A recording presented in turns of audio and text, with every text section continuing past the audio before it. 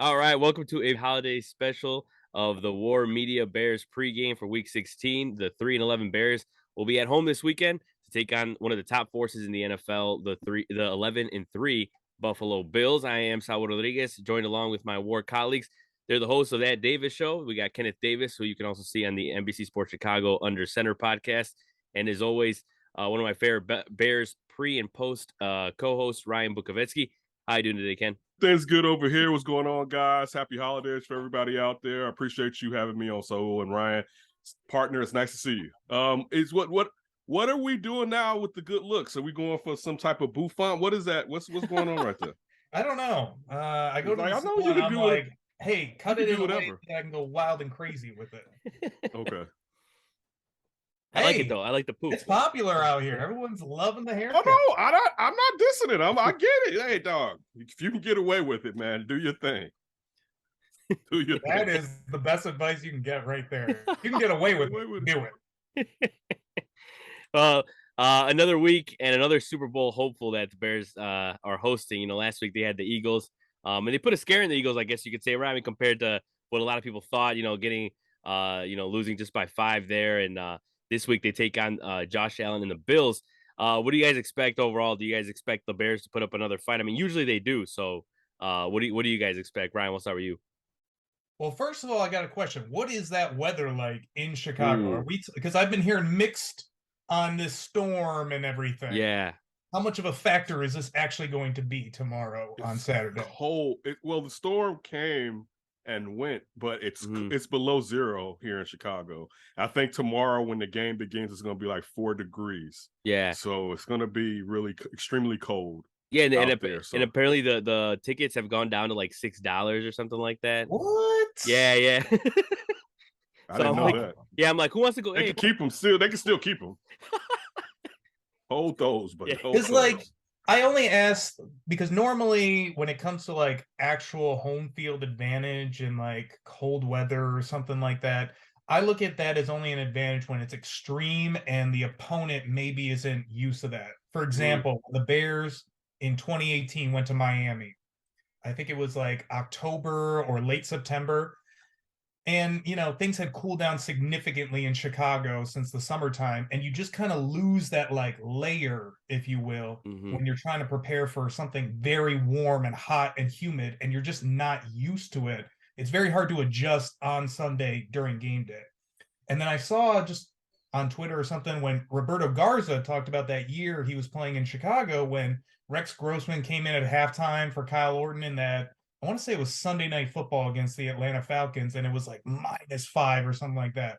Atlanta, and at least Roberto Garza said this, towards the second half, it seemed like they just couldn't handle the cold as well as the Bears could. So I think in this situation, it'll probably be pretty washed. I would think Buffalo is not going to be necessarily determined or deterred by the weather. And Mhm. then you look at a guy like Josh Allen with rocket arm. Like, does it even really matter what the conditions are unless it's like tornado warning or something like that? right. And I think ultimately it's going to be more of a situation where Bears are just going to have to come with that exact same effort. I want to say what a lot of people probably felt that Philly was looking past the Bears into the next week for the Cowboys, and maybe that's why it wasn't quite the beatdown that we were expecting. But no matter what, I guess if you got Justin Fields playing, he's been keeping these games close regardless. You know what? I'll push back on it all being on Philly looking down the road from the point of from the mini buy, we saw what Matt Eberflus can do, and from having an entire buy and looking how that defense made Jalen Hurts uncomfortable.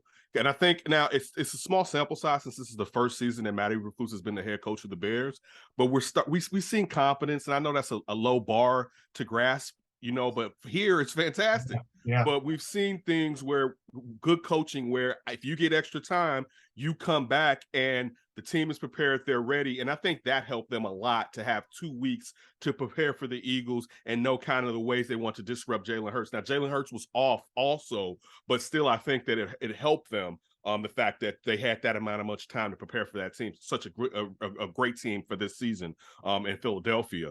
Looking ahead to this game in against Buffalo here at Soldier Field. Listen, it's a great game for Khalil Herbert to return. Yes. Because and Ryan's right when it comes to rocket arm of both guys. Even though we're talking about an MVP candidate in Josh Allen, a better quarterback at this point in their careers, period, in Josh Allen. But Justin has a cannon on his arm too. Both of these gentlemen are mobile. The only thing that really in this weather that may deter them somewhat their passes is if it's windy as you know what on the lakefront. You know, like that, if that bad boy's whipping at 50, 40 or 50, you know, and particularly depending on what corner they may be in. Because we saw, and I know we'll talk about it a little later, when Cairo Santos was like, no. I was about to say, is he going to just stay in the locker room if it's 50 mile an hour winds? But look, but then you go and see what happens to the Eagles kicker when he kicks goes to that end of the field and he tries to kick. And Cairo Santos was just letting you know, look, I work here. I know that this is the time to do it. He threw that up like, oh, okay. It's like they paid me to tell them, nah, it's not gonna work, right? So I think that may hurt them. But again, a team that still doesn't run the ball as much as they have professed they want to the last couple of seasons in Buffalo. This may be a way to attack them. And if the Bears can shut down the run, of course, you would love for Eddie Jackson to be here. But the DBs played well last week, even though, you know, some bombs over the top, you know. But listen, if guys are hitting guys in the breadbasket, it's something you can do. To be honest with you, it's like basketball. That's why they get paid. Better offense beats better defense every time. Yeah, and that's what I was going to say, that the pass defense didn't do too bad against. I mean, I know they had, like you said, a couple home run balls, but they picked them off twice, you know. So and another thing too that Ryan was saying with Josh Allen is like, yeah, I mean, we saw him in the elements last week. I know they're a little more. I think they were more rough last week with the whole snow and all that, but you know, 4 touchdowns, 304 yards, and he was also running the ball. He rushed for 77 yards on 10 attempts. So he's going to try to match maybe Justin Fields on Saturday or something like that. But it's going to be fun to watch that matchup. And then, as you were saying, Ken, like with the whole Khalil Herbert coming back, like, you know, he's coming back from that hip injuries. How much do you guys think it's going to impact the game? For example, the Bills are the 6th best rush defense, but Raheem Mostert last week, again in the elements, he had a field day. He ran for 136 yards on 17 carries. Ken, do you see Khalil Herbert, you know, having a big impact along with Montgomery, with that, you know, that duo? I feel like he's going to have a good Khalil Herbert game from being that slasher that the Bears have missed. Because both of these guys are talented running backs in David Montgomery and Khalil Herbert. But we've seen now over the last couple of years that Khalil Herbert sees angles that Montgomery doesn't kind of see, or he can get to the angles that perhaps Montgomery can't see. That's just his innate ability. So I think it's going to benefit them and it's going to help them tremendously going up against this Buffalo team. And then look, I'll say this too. Now, he's a different monster because this dude is 6'5", 6'6". Mm-hmm. But the Bears need to lay wood on Josh Allen the same way they was laying wood last week when it came to Jalen Hurts. And even when you look at a Travis Gibson falling upon him, and I was wondering was he gonna get a flag, because I was like, oh, he laid all of his weight on him right there, right? Oh, good one. He's only 250. That's why he got away with it. Right. They need to do the same thing. They need to let that guy know. And this too, if you played any sport, but let alone you play football, man, after the second, man, when in the cold, everything that hurts more. Yeah. All right, it aches. Right. Like you got to lay lessons out. Now, that's easier said than done coming from me, who will be sitting on my couch when this is taking place. But still, man, I think, look, let's be honest here. Do we really want the Bears to win any of these games? This is a discussion on Under Center. and of course, you know, my co-hosts are journalists, and they're going from that angle, and they were professing that it'll be a terrible narrative to finish the season with 10 straight losses. And I'm like, and that one win could just next year, and Tony Dungy, been on the show 2 times this season, a couple times in the past, was saying the same thing. And I understand, but forget that. Yeah. Because if they're really going to be good, they're going to be good. You know what I'm saying? Like, I'm not saying that having data points to look back at where you saw that you did better and you can go back and grab that and say, I can do this right now. I'm not saying that doesn't benefit you. But this season so far, I haven't felt like this team, with the lack of talent at certain positions, has quit at all. And they've come back in second halves compared to in the past where those numbers that was put up in the first half, Bears teams would have crumbled and also not been able to try to come back and score. That isn't this team. We haven't seen second half adjustments in over a decade, perhaps, like we've seen from this team now. And I'm not saying they're going to win. I'm only saying this to say I see things that make me think the culture is going in the proper direction. So, of course, it would be better not to have a 10-game losing streak to close out. But it's going to be a lot better if you were able to be second in the draft and dictate if you're going to take a generational player there or move down a little bit and accumulate more assets in this draft and future drafts. So that's more important, to be honest with you. Now, I'll say this. If they were, I want to say suckers. If they were, if they quit, all right, is a better way. If they were times where it was clearly like, what the hell are they doing? I'm not saying, there are times like that. All right. Yeah. Like the shotgun, the 3rd and 1 and going into the shotgun last week. What the hell is going on in that situation? So I'm not saying there are not times like that, but you get what I mean, where it's times like, dude, these guys are bums. Like, I know it's because of talent that the front four can't get to the quarterback. You know what I'm saying? I don't look at it as far as like they're not trying. I hate to say it, they're just not good enough.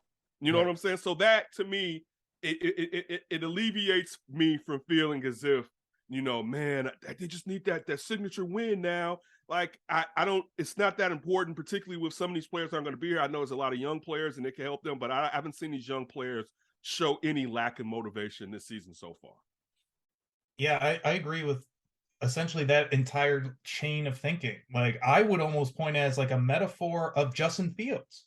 What were we saying going into the season? He's in a lose-lose situation. He has nothing around him. He's not going to develop.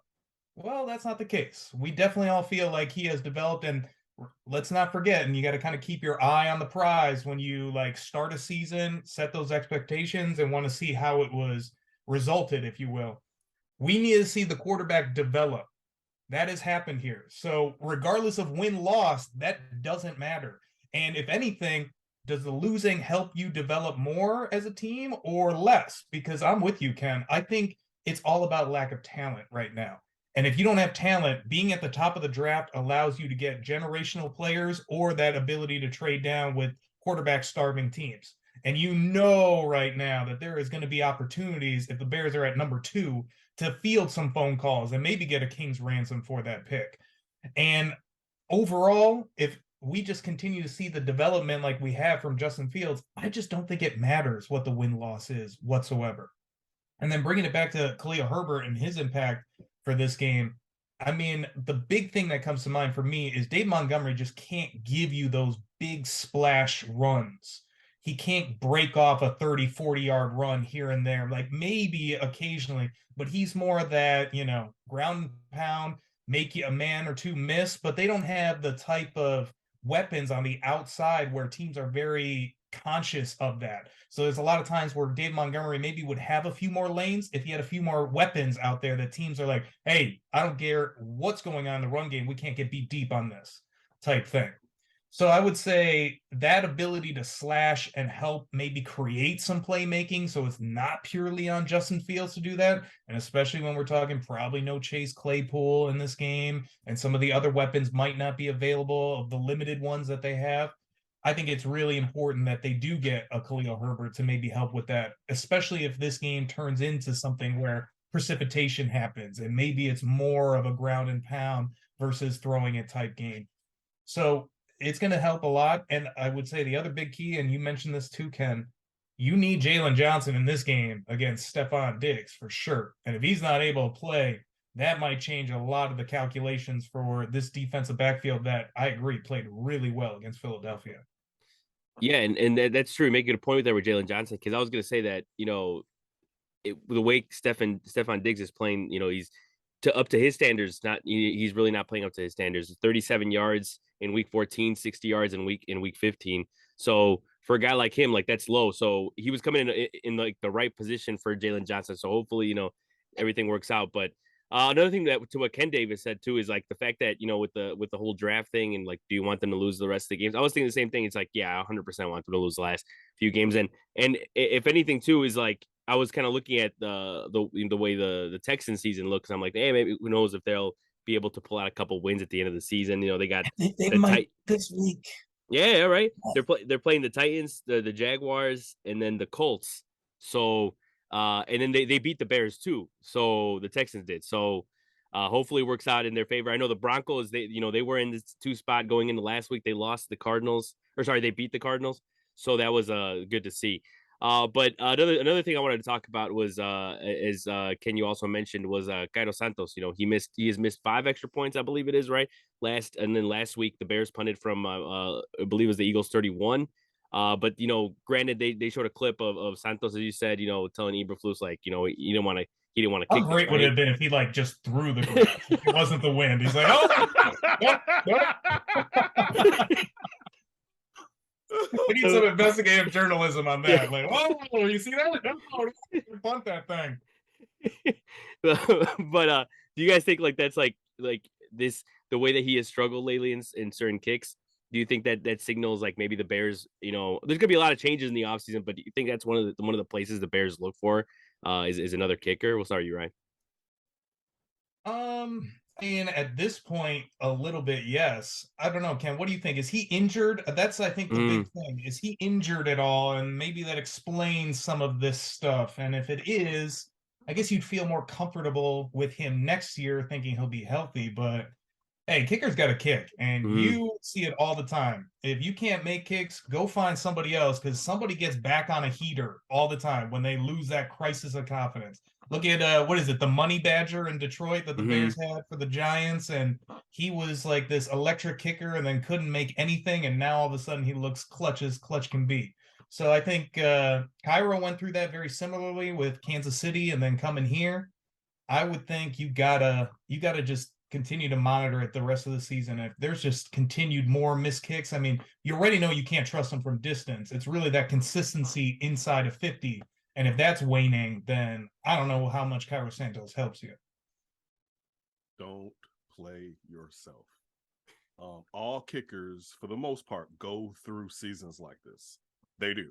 Robbie Gold did it. That was part of the excuse of letting him go, was because it was like, hey, he's never going to be the same. And now he's been with the 49ers and he's been kicking tail. So if he's been good for you, now I'll say this. If next year this continues during this, now this is the problem. During the season, you're going to have to bring in another kicker, right? And we could say, well, why not do that prior to the season? Because you may still have a kicker who is accurate, who's consistent. I mean, let's not forget he hadn't missed one since Lord knows when before he started going on this streak. So, and let's not forget who we are here in Chicago and the double doink. And then the next season, and it has nothing to do with this regime, putting everything on it's the kickers and this mm. kicking competition, this whole mess, instead of let's get the offense together and right, like just we don't even need any of that mess or malarkey right now. Give him another chance. He's been good since he's been here. He's going through one of those eras. And also, I mean, he's kicking in Soldier Field, y'all. You know what I'm saying? It's tough. Like this, people don't understand here in Chicago, like how accustomed we are to how windy it is here, let alone if you're on the lake. Oh me, oh my, right? And I know he has a job, but at certain times, one, it's on him. One, sometimes the weather is not going to allow you to accurately, Mm-hmm. right? Like kick a ball that's flipping, all right, to the angle exact to where you want to go. So I will hold on to him. As of right now, I mean, let's also look at it like this. Not just to say that he hasn't not to say that his inaccuracy hasn't cost them chances to win games, because it has, to either be tied or closer in the game, right? But is this the biggest problem that the Bears have moving forward right now? No. So when looking at the amount of money that you have to spend to fill up some holes next year, and kickers, you know, you don't usually hold on to high salary kickers unless they are some of the best. I don't think it's necessary right now when it comes to Cairo. If it continues next year, he's out of here. And I'm fine with keeping him. If you want to just bring in Mm-hmm. some competition, just see what happens. Yeah. Yeah, I totally agree. Yeah, especially with where the Can Bears Trenton are. Gill kick? Can Trenton Gill kick field goals too? Yes, can he be our everything? Our ultimate Right. second round pick? Hopefully, you never know, right? With these guys. And we'll finish off with one last thing. I did, want to finish off with the fun question here, as you know, it's the holidays, and wanted to get you guys' go-to Christmas movie. So Ken, what's the go-to Christmas movie this weekend you're gonna pop in while everyone's opening the presents? I don't have I don't have You one. already have one? I'm sure I do. Yeah. But it'll just be like something that'll be on after to put on, and it'll be like, oh Yeah. yeah, this is like my movie. We were watching the claymation of Jack Frost the Yeah. other day, and Kelsey totally it was for her and totally started watching her phone because these stuff doesn't move fast enough for these kids. Like my son totally changed how I feel about the Never Ending Story, which was one of my favorite movies. But he was like, "Man, this is trash," and I looked through his eyes and I was like, "I kind of see what you're saying. This movie is long and there's a lot of not action in it. I see when you're growing up and everything's like pow, pow, pow, pow, pow, pow, Mhm. pow, pow, pow, how some of the stuff that we grew up with and how long it takes to kind of get to the climax, these kids don't have the attention span. But look, we don't have the same attention span as we used Yeah, to back I'm the then. first one to admit that. I'm worried about And, seeing Avatar, and I would have thought right, that would have been a slam dunk before. right. So I mean, I don't know because some of the debate now it's not a debate for here. Some of the is this a Christmas movie debate? I Oh. don't look at those movies as something I'm like, I gotta watch that. Like, Mhm. I'm not like, yo, Die Hard, I need to watch Die Hard. Like, no, I don't need to watch. I'm not saying I don't love Die Hard, but I Yeah. don't need to watch it at Christmas. Yeah, I agree. It doesn't fit. Like, I'm not like, man, that's Christmas. Like, you know Yeah. what I'm saying? Like, you talking Christmas, you talking Die Hard. Like, that doesn't hit me, but that's how I feel. Guys, go ahead. Yeah, I'm not a huge Christmas movie guy either. I'm planning on going to the movies. We'll see. There's so much football. I'm not Yeah. 100%, but I'd like to go to the movies. I'm So like that is the start. I'm not gonna just put on any like because it's Christmas, let's put on movies. But I Mhm. do like the Die Hard type movies set on Christmas that Yeah, aren't okay. necessarily about Christmas. And I'll give you a good one. This is one I definitely want to watch this weekend. It's an older movie. It's with young Val Kilmer and young Robert Downey Jr. Kiss Kiss Bang Bang. I highly recommend that. That's one of those like Die Hards where it's set on Christmas. It's a murder mystery, and Robert Downey Jr. is just fantastic in it. Yeah, it's kind of funny that there's movies where like that's set in Christmas. Even if that one, for example, that one I'm assuming the whole movie from beginning to end is saying Christmas, right? Yeah, it Becau starts, I want to say, at a Christmas party, and then it Yeah. just unravels from Oh, there. okay. Yeah, because there's some movies that like they'll count like for example the Harry Potter movies they count them like they play them during like Christmas because like they show Christmas in the movie, They have a but the Christmas semester. That's yeah, like they show for like 3 minutes, which makes no sense. But yeah, and then Ken, what you were saying with Jack Frost, I actually as a kid I used to always I remember I would watch like the ABC Family, like they did the 25 days of movies or whatever, and like Mm-hmm. every time Jack Frost came on, I was like the claymation one, I was like, yeah, I'm gonna change it. Like it never hit for me like to be like I really want to watch this. It was I don't know why it wasn't yeah, just for me. Even like don't get me wrong, I know like Charlie Brown Christmas thing is like legendary and stuff. People love it. That's another thing too that doesn't really like get to me. Like yeah, I it doesn't. got one for everybody though. I watched this last week and it was extremely good. At first, I didn't want to watch it. I stepped out, I came back in afterwards watching. I sat down. She told me I could change it, but I kind of got into it. The Chicago Shakespeare Theater, this was on PBS. They have the Q Brothers Christmas Carol. These guys went in shape because it's only like four of them. They're doing all the characters from a Christmas Carol, but they're wrapping it and they making it modern. So like the dude that's living in his living hell, he's a Rastafarian and he hated dance hall and calypso and reggae, and now it's all he does. So that's his torturous hell. But it's everything is adapted and it's actually pretty funny. So I would say it's on PBS. Check out the Q Brothers Christmas Carol. They do a pretty good job, and I didn't expect I was going to enjoy it, but I thoroughly enjoyed it after watching it. That's the best Yeah, Christmas story from me. Christmas Carol yeah, and those. Christmas Carol. Yeah, And yeah. if I I'm gonna think pick, that's mine too. if I'm gonna But pick a actual Christmas movie, I think it's pretty underrated. But I love the Vince Vaughn Four Christmases with Reese Oh Witherspoon. yeah, There me are too. I so like that many one. great like Yeah. lines in there that I just use all the time. I love it. Yeah, I know, like that, like just the baby throwing up on Vince Vaughn and like that. It's oh my god. Yeah, no, it's one of those movies that when they put it on TBS, like it's during the Christmas time, I'm definitely watching that. But you know what? Actually, the movie I was I have a couple like the Grinch with Jim Carrey. Like every time that one's on, I gotta watch that one. Or also, you know, which one's actually kind of similar, or I feel like pulled from the Christmas Carol was the Family Man with Nicolas Cage, where Don, Oh, I never yeah, saw that one. yeah. So like, he like Don Cheadle kind of plays like the whole like Ghost of Christmas Past type thing, and he shows him like a glimpse of like if Nicolas Cage would have gone with would have stayed with with his college like sweetheart basically, and like it's good though. I'd recommend it, The Family Man. But that one every time it's on, I definitely have to watch that one. Uh, but that's a good place to wrap things up for this week's Bears pregame. I want to thank Ken Davis for joining me and Ryan Bukovetsky. Hope you guys have a great holiday and enjoy the Bears game, everybody. You too.